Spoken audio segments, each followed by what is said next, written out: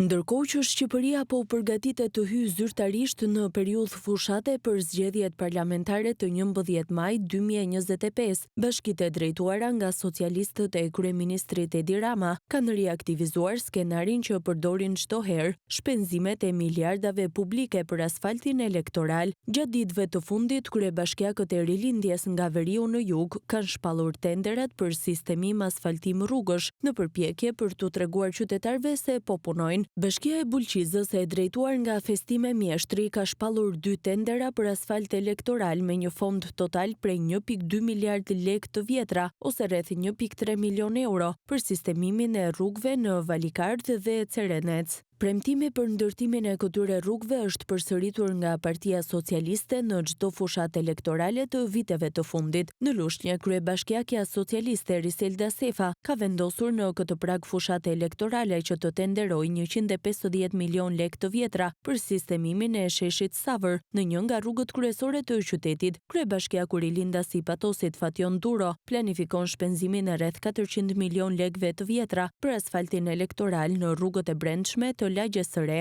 Në Skrapar, drejtuesi lokal socialist Adriatik Mema u premton sërish qytetarëve rikualifikimin urban të Lagjes 5 shtatori dhe në këtë prag fushate ka vendosur të shpenzojë 400 milion lekë të reja. Edhe Bashkia e Cerrikut e drejtuar nga Rilindasi Andis Salla ka zgjedhur pikërisht periudhën e fushatës për të shtruar me asfalt elektoral rrugët e brendshme të qytetit. Fondi në dispozicion për këtë tender është rreth 700 milion lekë të vjetra. Në Maliq, Bashkiaku Jedgjat socialist Gëzim Topqiu përfshihet sërish në këtë fushat zgjedhjesh parlamentare me shpenzime për asfalt elektoral. Në mes të këtij muaji ai ka shpallur procedurën tenderuese për sistemim rrugësh me fond limit rreth 830 milion lekë të vjetra. Të gjithë këto procedura janë shpallur në javët e para të marsit dhe pritet të mbyllen në fillim të muajit prill 2025, ndërkohë që përkon saktësisht me nisjen e fushatës elektorale për parlamentin e ri.